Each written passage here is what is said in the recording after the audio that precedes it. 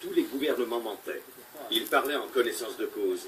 Il a passé 70 ans à mettre au jour les mensonges officiels en fouillant dans les documents gouvernementaux. Le problème, c'est que la plupart des grands groupes de médias sont des entreprises. Ils ont des comptes à rendre à leurs investisseurs, à leurs actionnaires et à leurs annonceurs. Alors qu'un journaliste indépendant, lui, vient au travail avec sa conscience et rend compte de la situation telle qu'elle est. C'est un oiseau rare. Il n'est pas muselé par des considérations commerciales. Croire en la liberté de la presse, c'est une illusion. Ici, aux États-Unis, on n'a pas de médias contrôlés par l'État. Mais si c'était le cas, en quoi la situation serait-elle différente? Les médias ont une attitude totalement nihiliste. Leur seul souci, c'est de gagner de l'argent. Et ce qui rapporte à l'heure actuelle, c'est d'éviter de parler de vérité sociale. Nouveau converti à l'islam. La fin du ramadan, la question des minarets. Parlons des musulmans de France. Business du halal. L'année dernière, le titre a réalisé ses meilleures ventes. Pour son rédacteur en chef politique, parler de l'islam, c'est parler cru. Ce livre est la pierre de Rosette qui permet de déchiffrer les hiéroglyphes des médias américains. Si vous dites aux personnes qui travaillent dans les grandes sociétés de médias qu'elles ne sont pas libres de dire ce qu'elles veulent, elles ne voudront pas l'admettre. Il y a une petite musique dans les médias, comme vous me demandez, pourquoi un nouveau média? Une petite musique. Tous les médias ont appelé à voter Macron avant que les Français ne l'élisent. Donc il faut un média. Nous, on n'a pas appelé à voter Macron ici. Indépendant. Non, mais je vous dis, tous les médias, parce que vous faites de la généralité depuis le début. Vous voulez 90% des médias? Drahi nous a jamais passé un coup de fil. Il n'a pas besoin, c'est ça qui devrait vous inquiéter. Non, mais je crois jamais Drahi, propriétaire d'IV l'Express BFM TV, et notamment. Et puis la deuxième chose, c'est que RMC, personne n'a appelé à voter personne. Les médias grand public n'ont pas besoin de dire à un nouveau présentateur de soutenir le gouvernement. Ils l'ont fait avec moi parce que je suis une forte tête. Mais ils n'engagent tout simplement pas une personne qui ne le ferait pas. S'ils font l'erreur de l'embaucher, ils le placardisent ou ils le licencient. Le message est clair. Nicolas Bessou, merci Xavier Mathieu, on voit bien que vous êtes comédien aujourd'hui. Nicolas Bessou. Quel rapport? Non, parce que vous avez beaucoup de passion, avec ces gilets jaunes. En me disant, vous êtes comédien, ça veut dire quoi? Ça veut dire que vous avez de talent Vous êtes méprisable, vous êtes méprisante. Vous êtes méprisante. L'Indien dans la ville. C'est naturel que les médias grand public obtiennent le produit qu'ils veulent. L'Indien. La mésaventure qui est arrivée à Tchèque Son collier. est révélatrice du procédé que Noam Chomsky appelle la fabrication du consentement. Les grandes sociétés d'information font souvent plus de propagande que de journalisme. Une stratégie de déstabilisation, effectivement, issue des rangs des frères musulmans. C'est une hypothèse en tout cas. Tous portent des gilets jaunes, mais leurs profils sont disparates. Sur ces images, ce sont des militants de l'extrême droite qui défilent. On voit un slogan hostile au gouvernement. Et deuxième chose, on voit surtout un drapeau avec des fleurs de lys qui illustre la monarchie et la volonté d'un retour du roi. Il faut savoir ce que trament les gouvernements. Faire le tri entre la vérité et la foutaise. C'est ça le plus difficile. Et Easy Stone était très fort dans ce domaine. Il disait, j'ai vérifié, ça c'est de la foutaise. Ce matin, ce sont ces zones totalement dépavées sur les Champs-Élysées. Ça, c'est sur une centaine de pavés, des pavés que les manifestants ont jetés sur les forces de l'ordre, des pavés qu'ils ont jetés également sur les vitrines de certains La fabrication du consentement permet de s'assurer que la majorité ignorante, qui se mêle de tout, soit exclue. Durant des années, les gens ont voulu une assurance maladie. Et ils ne savent pas de quoi ils parlent, alors tenons-les à l'écart de ce débat. Ils veulent plus d'impôts pour les riches. Ne les écoutons pas, ils ne comprennent pas le problème. Ils sont contre les guerres. C'est parce qu'ils ne comprennent pas à quel point il est important pour nous de bombarder la Libye ou tout autre pays. Pendant longtemps, on pouvait recourir à la force pour faire taire les gens. Mais au début du XXe siècle, dans des sociétés plus libres comme l'Angleterre et les États-Unis, on a constaté que la seule force ne suffisait plus.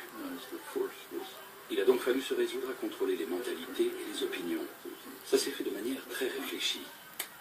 vous pouvez accepter le fait que 90%, c'est ce que je répétais, y compris en venant déjà chez vous, que 90% de la presse est possédée par 9 milliardaires. Et en quoi c'est gênant ça? Ah, vous vous posez vraiment la question? Parce que vous n'étiez pas gêné lorsqu'en Union soviétique, on considérait que tous les pouvoirs étaient concentrés par le parti, et vous considérez considérez que 9 milliardaires vivent ensemble et qui pensent à la même chose? Non, je pense déjà qu'ils ne vivent pas ensemble, mais je pense que oui. Deuxième partie de la question, est-ce qu'ils pensent la même chose? Absolument. Ils pensent la même chose, ils ont les mêmes intérêts, ils ont tous vraisemblablement voté Macron. Il ne faut pas les éditorialistes des médias qui dirigent. Alors c'est toute la question. Écoutez, moi j'ai une question. Moi je parle ici, après d'autres. Si nous n'abordons pas le cœur du problème, à savoir qu'un putsch a eu lieu dans ce pays il y a longtemps, un putsch silencieux qui a donné aux grandes sociétés le pouvoir de désigner les dirigeants de ce pays, alors rien ne changera. Alors rien ne changera. Alors rien ne changera.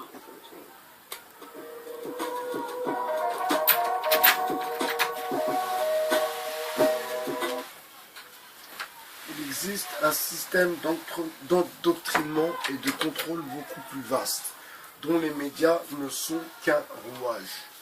Un système qui cherche à influencer et à contrôler les opinions et les comportements, et dans une large mesure à maintenir les gens dans l'ignorance.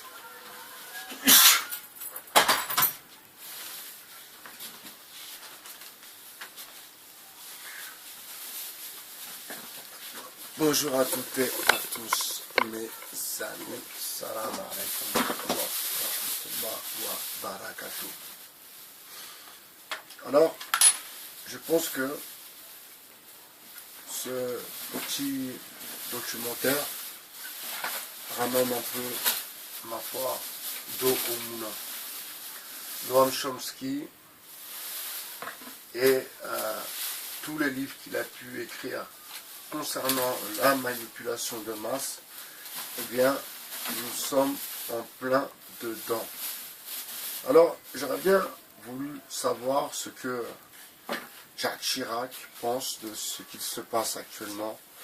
J'aurais bien voulu savoir aussi ce que Sarkozy de Boxa pense de ce mouvement. J'aurais bien voulu savoir aussi ce que Habib Meyer pense de ce mouvement. Voilà, il y a tout de même des choses qui ne sont pas très claires. Et je vais revenir sur un petit détail auquel je pensais ce matin. Comment Hervé Ryssen s'est retrouvé à se faire photographier pour VSD, je crois. Oui, c'est pour VSD. Donc comment Hervé Ryssen, nationaliste notoire, antisémite notoire, qui a été condamné plusieurs fois par les tribunaux. Alors ma question c'est, comment cela se fait-il que M. Ryssen s'est fait photographier comme s'il était pris la main dans le pot de confiture et il donne vraiment l'impression d'avoir été pris en photo lâchement. Vous voyez? Alors que dans le fond, et j'en suis persuadé, il savait très bien qu'il était pris en photo. Mais pourquoi Hervé Ryssen se laisse prendre en photo avec les gilets jaunes? Alors maintenant, est-ce que vous êtes convaincu que ce mouvement, eh bien, il y a une partie des nationalistes qui est bien dans ce mouvement. Leur cri de ralliement se fait entendre à chaque épisode, donc ils sont bel et bien là dans ce rassemblement. Alors, c'est vrai, moi je suis, comme je vous l'ai dit, je suis forcément gilet jaune quelque part, bien sûr, mais je n'irai pas, même si j'y suis allé pour essayer de voir par ma propre et avoir ma propre opinion sur les gens participant à cette mascarade. Alors, c'est vrai que si Hervé Ryssen est là, si les nations sont là aussi, c'est que ces gens sont aussi quelque part contre l'entité sioniste. Alors ça remet beaucoup de choses en question. Ça remet beaucoup de choses en question et la communication n'est pas bonne. Alors je vais vous expliquer pourquoi. La communication n'est pas bonne parce que, en vérité, nous sommes dans le fond beaucoup à être contre l'entité sioniste. Mais ce n'est pas le discours, ce n'est pas la revendication première. La revendication première n'est pas que l'entité sioniste est en train de s'emparer de notre pays. La revendication première est que un président, même si on sait depuis un certain temps qu'il n'y a plus de président, car c'est Bruxelles qui commande via Washington. Donc, pourquoi ne pas faire remonter justement le fait que l'entité sioniste soit l'ennemi numéro 1 des Français? Et ce n'est pas simplement des Français, mes amis. L'entité sioniste est l'ennemi numéro 1 des musulmans. Et c'est là où il y a quelque part une problématique. Et c'est là où vous voyez que les gens comme Éric Toutroué et Maxime Coben, eh bien, ils sont là, en fait, pour, eh bien, bloquer le mouvement. Vous comprenez? Parce que s'il y aurait d'autres personnes à la place de ces clampins qui ont été choisis par l'élite, justement, pour ne pas faire remonter le problème de cette entité sioniste.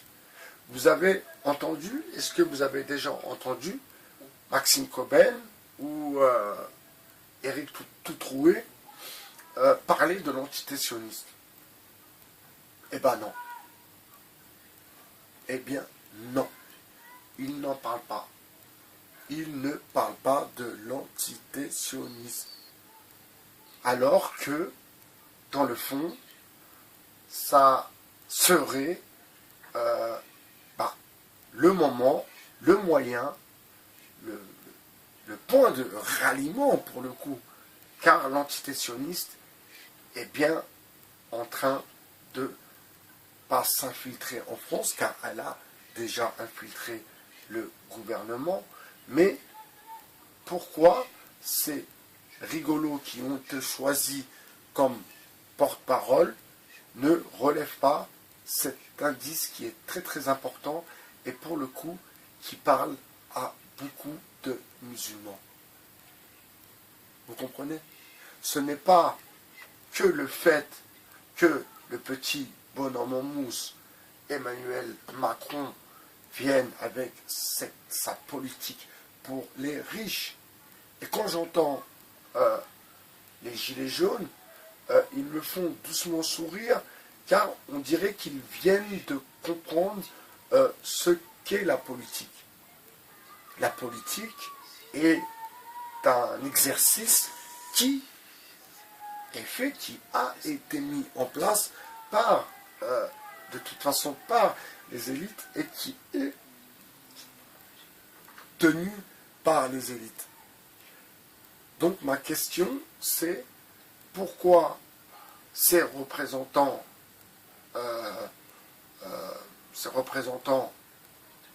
qui ont été mis en place par les élites ne parlent pas de l'entité sioniste. Eh bien parce qu'ils ont été mis en place par les élites. Vous comprenez? Alors, ce que je reproche aux nationalistes, bien sûr, c'est que, eh bien, personne ne parle de l'entité sioniste. Et ça, je pense que là est votre erreur.